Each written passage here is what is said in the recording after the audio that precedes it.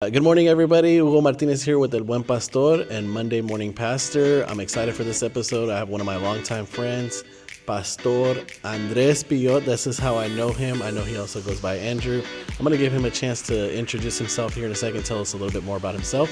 But thank you for watching. I hope that this is beneficial. This is a blessing to you.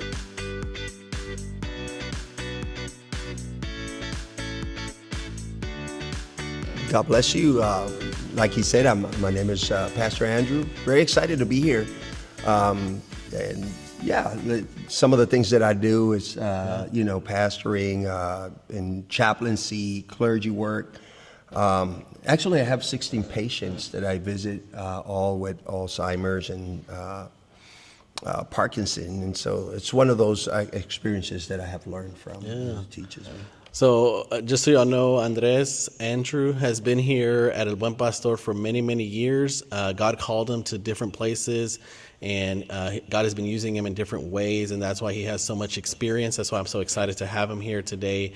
He's going to share a little bit about that. He also has several books. Yeah. Correct? Yeah. He has several books. We're going to get into one of them, but I'm going to link all that so you can see where you can order those. They're both in English and in Spanish. Sure. So if you have somebody in your life that prefers Spanish, you're going to be able to get these books in their hands. And so, brother, we're gonna jump into it, and we're gonna start with your experience as pastor. Somebody's watching online, and maybe they were at a church, and God sent them somewhere else. What can you share with them? We really want to find a solid biblical church, right? So those are the things that I have experienced, not only in this church, but in some of the places that I have been. But yeah, solid church, with a biblical structure and a pastor who's loving and So those are basically the things that I look. Not only we could mention several of them. But. Yeah. So let's just say I'm at a church and they're sending me somewhere to either establish something, or I've heard of this word a lot lately, is a replant. What advice would you give to that person? Obviously, you said here's what to look for, but what are some practical things that from maybe day one or in that first month, hey, put these things into practice because I've seen them help, or don't do this because I've seen these things not necessarily work out? We're talking about church planting, right? Yeah. So church planting is one of those things that they're not always easy. But we, when we are trying to plant a church, some of the things that we want to make sure is that we're in a good, solid location. A community that we know that there's communities that are in need. So logistics is very important when it comes to that. Mm-hmm. Yeah. I think the term in real estate is location. Yes. And you got to know what's around you, the resources that are around you, the demographics. So one of the things that we see, at least here in our church, is we have two really languages in this area, Spanish and English. And so the church that was here before us said, we can only do English, but we know that y'all can do both. So they actually made a way for us, and it was South Hills Baptist made a way for us to be here. And so that makes a big difference. So thank you for that, brother. Another thing that you are heavily involved in and that you have been doing for a while now is you are actually working with or for Fort Worth Police Department. Tell me a little bit more about that. Yes, so I have been involved practically about 10 years. I've been doing it for about 10 years. It's an on-call job. Or you could do what they call ride-alongs. One of the things that we do that we assist families that are going through trauma because of a tragic loss. Somebody committed suicide, a tragic accident. And in chaplaincy, we talk a lot. As a clergy, as a chaplain, we talk a lot about the terminology of self-care. Diffusing is one of those things that we must do. We go to an area or to a location where there has something very tragically to happen. And we don't feel the weight then. But when you leave the place, you start feeling stressed out. in occasions anxiety, depression because of what you have seen. I have been in some locations where I have looked at a body for 4 hours until crime scene shows up. Yeah. And so once I get out and I feel the stress of it, the weight of it, I'll call another chaplain, I'll call another pastor. Yeah. I call somebody over me to help me process the information that I've received, because it could be very damaging. Right. Yeah. Yeah. Well, as far as, let's just say, self-care is kind of what you're talking about, and making sure that as you're doing ministry, that you're not carrying the weight of that by yourself. And so I love that you said, I'll call somebody up, and even just letting them know what happened it invites somebody else into that space to say, hey, here's some words of encouragement, here's some verses. Sure. And so I love that you mentioned that. And so if I can even just take something from that, is if you're a pastor and you're experiencing where you're ministering to people that are going through difficult situations, you might feel great about the work that you're doing as far as the way that God is using you, but it does take a toll. It does take a toll. Yeah. And I've been in ministry a lot with young adults and youth, and there's some really tragic things that they go through, and you do carry that. Yes. You see that, and you're like, man, God, like, I wish I could, help them more, or just feeling the pain that they're feeling. And I believe that's part of being a good pastor. That's part of being a good clergy and chaplain, is that you can connect with them, that you can have compassion with them, but we can't carry that. And we have to make sure that we have others to come alongside us. And so I'm glad that you said that. And actually, this is a good way to introduce the book that you shared with me a couple of months ago, and I actually previewed it in another video. So if you want to go back and watch that, you can. Talked a little bit about what it was. Well, now we have the man himself here in person, so I'm going to let him really tell us more about it. So I have it right here. It is Pastores que lloran en silencio, and then the English is Pastors Who Cry in Silence. Yes, sir. Okay, and so you can find this on Amazon. You can order it and read that, especially if you're a pastor. If you know a pastor, this is a great book to just say, hey, here's something. I think it'll bless you. But brother, tell me a little bit about the book. What can we expect from it? Well, it actually is the reflection of some of my experiences and some of the experiences that I have seen with pastors. I have sat with pastors for years, and even when I wasn't a pastor, and they sometimes have a hard time opening their heart. So the book actually conveys that. That's what it's actually talking about. It talks about the pain, the things that they keep, the things that they're afraid to talk about because people look at them as somebody who shouldn't be breakable. Well, we're not trying to victimize the pastor, but we are trying to humanize the pastor. Oh, that's good. I love the way you put it. We're not trying to victimize, pobrecito. Yes. But the reality is that he is a human. He has feelings. And pastors, if you're watching, don't let maybe even your pride get in the way of saying, hey, brother, I just needed somebody to talk to, you know.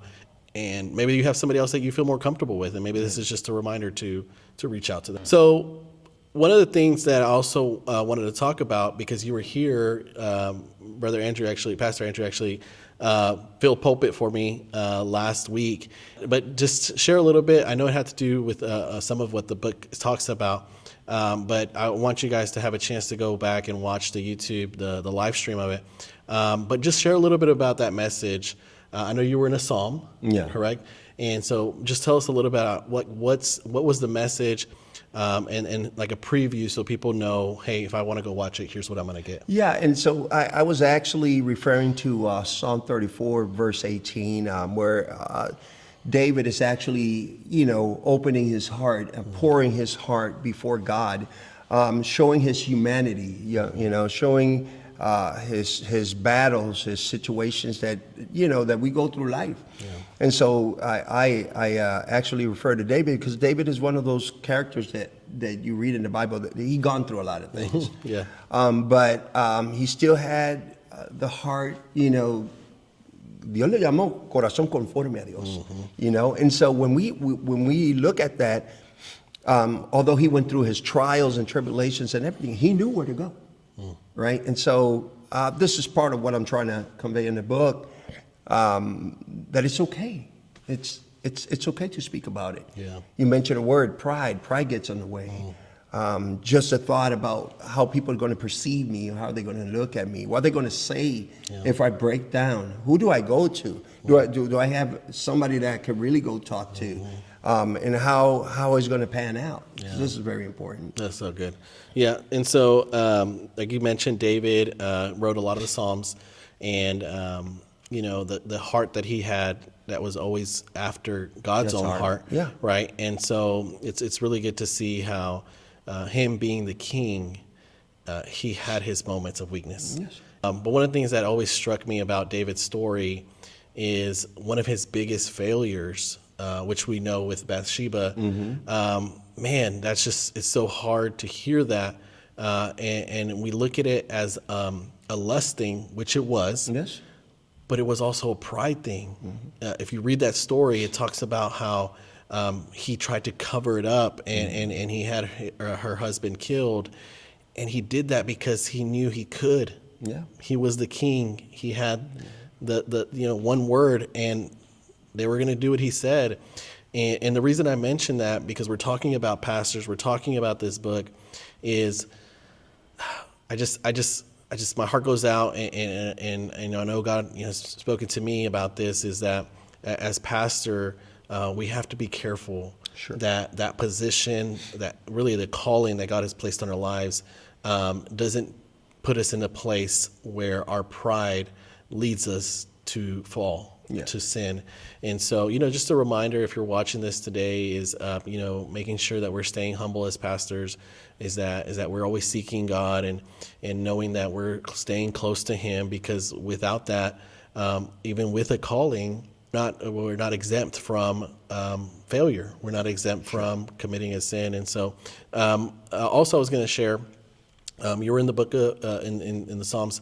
We're starting a series, and I know this is a God thing. I know this is divine, inspiration, and our series that we're going to start this week, which Pastor Andrew, without even knowing it, was already kicking it off, is called Mixtape. And what we're going to be doing is we're going to be going through some of the Psalms, and these are songs, right, that have been written, and we're going to put them on a mixtape for y'all. We're going to make a series out of it. Oh, that's so great. And this is going to be your mixtape for, wisdom, for some of the songs of lament, some of the songs of just joy and praise. And so we're going to make a mixtape for you guys through this series, starting, it already started, but we're going to officially start this Sunday that's coming up. We're going to have the message for the first song, I guess you can call it, posted by today. It's going to be over Psalm 1, and so I encourage you guys to watch that. We're going to start that this Sunday, but we're going to continue going for the next 4 weeks. And so I encourage you, if you're looking for a church that preaches the Word of God, you're invited. Your family's invited. And I was just telling you today, we have decided that we're going to start doing an English service. That is so great. Here at Buen Pastor, meaning fully English, not bilingual, full English, 9:30. And so, again, you're invited to that. Brother Andrew, before we start wrapping up today, anything you want to share, anything on your heart, anything that maybe we didn't touch on that you feel like somebody who's watching this can really benefit from, whether they're a pastor, whether they're, barely coming to the feet of Christ, anything you want to say? Yes. Sometimes as pastors we stay silent, whether it's because of pride, because of what people may say. And I think we should have the ability to open our hearts and express what we really feel. We should feel like we have a leadership, people in the church, prayer warriors that have our backs. And so if we can understand it and filter it and say, you know what, I'm not alone, then maybe we can just say, I need the help. Let me talk about it. Because I need restoration. Yeah. And sometimes we are preaching from a place of brokenness. We're broken, but we still trying to go through ministry, and that doesn't get too far. Yeah. You know, it could reflect in so many ways. And so I was reading some of the stats that in the United States, there's an 18% rate of pastors that commit suicide, Christian pastors, 18%. I don't know. And some of these are because of all the weight that they feel on the shoulder that sometimes they can't pass or give to others because of what, exactly back to what I keep saying, what people may say. And so it's so important for us to say, you know what, I'm loaded. I need a break. Yeah. I need somebody to take me under the wing. You know, I'm human too. I need help just like everybody else. Yeah. And so I just can't keep function from this place because I'm not being effective. And so that's very important. Yeah. I was not aware of that. That's a little bit alarming, but I know that if we're looking at those numbers, it's a blinking red light to say, hey, be careful, watch out. There's danger here. You're fulfilling the calling that God has placed on your life, but doing it your way could lead to something tragic. Yes. And so always going back to, you know, our salvation. I know it's so simple, but having the joy of your salvation always there at the forefront is so important.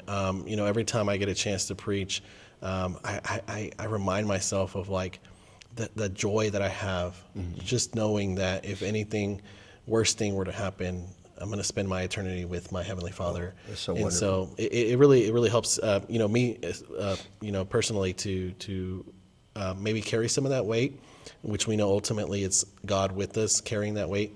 But there is a lot of things that we have to deal with as pastors, and sometimes in silence, right? Sometimes in silence because not everybody's going to understand. And so I'm glad that you mentioned that. I'm glad that you shared that. It's important. Another statistic, just to kind of throw it out there, is most pastors don't make it past year 5. Yeah. You know, I'm barely coming up on year 1, and I don't want to think that I only have 4 more years. Yeah. I would like to think I got maybe 40 more years, you know, but, you know, and it's all in God's planning. But I don't want to leave in 5 years and it be because I just couldn't do it anymore. Yes. You know, and so thank you so much for you know, taking the time to share the book. There's other books. Let me just make sure we touch on that. You have other books. What are the other books? So I have another book called Forgiving from God, from the Point of God's Heart. I also have The Pain, the Tears, and the Purpose. And that speaks about how, as a child, I, you know, experienced so many things, and even when I came to Christ, I would still carry them. You know, even when I said, Lord, I give you my heart, and how that affected my progress and my growth within the church community. So it's a very good book. I think it's very important, and so thank you for the invitation. Yeah, no, that's really good. And I'm glad that you shared those. And we'll link it, guys, just so you can see it. And we'll put it up on the screen so you can see what those books are in case you want to get a copy of that. But thank you, brother, for being here. I'm going to throw you one curveball. And not really a curveball, but I know that there's going to be some people watching this, particularly your family. And so maybe some of y'all don't know this, but your daughter, Libby, was a part of my youth group. And I was the youth pastor here at Buen Pastor. And I know that she would be very upset if we didn't even mention her. Yes, we should do that. Yeah, and so I just wanted to say I had so many great memories with Libby in the youth group. She's gifted in so many ways. She's also been a part of our worship team. She's even come back and helped us in worship. Yes. And so, you know, I'm just so grateful that really was where our relationship started to build, because you obviously being her father, you know, there are some times where I have to come and say, hey, brother, you know, we got this going on. We're going to be doing this with the youth. And even sometimes like, hey, brother, you know, I had to get onto Libby for this or that. And I just love your family so much, and Leilani and Maria, and y'all have always been such a blessing to me. Amen. I always felt so supported as the youth pastor, that I knew that if I came to you, even with things that were, hey, like, you know, there's some of the things that I'm seeing, you were going to take the time to pray and to seek God and not just get offended. Yeah. Hey, he's saying something about, my daughter this or that, but you took it in and you're like, okay, let's see if this is something that, we need to take care of. And I mention that because if you're a parent of a youth and your youth pastor ever comes to you and says, here's some of the things that we got going on, and just supporting them, it makes such a big difference. Our friendship, our relationship really started there. That's really when we started to kind of get to know each other, and it's just gone from there, and it's been such a blessing. And youth pastors, just talk to your parents. Talk to your youth's parents. You don't know what friendships are there, Yes. what support is there if you don't reach out to them and keep them in the loop and invite them to be a part of it. Your wife has been a staple of just service, Yes. just willing to serve. Anytime we had an event, when I was with the youth, she was always there ready to help. And you have so many parents that can really make a difference in your youth group. And so I just wanted to throw that out there because that's actually how we got to really know each other. There's so many good memories there. And I knew I had to give Libby a shout out because I'm sure she's going to watch this and wonder why we didn't mention any of that. But thank you, brother, so much. Yes, sir. For jumping on. It's always a pleasure to have you here and to even be in the church. And so thank you guys for watching and being a part of this. And we're going to keep going. This thing's evolving little by little.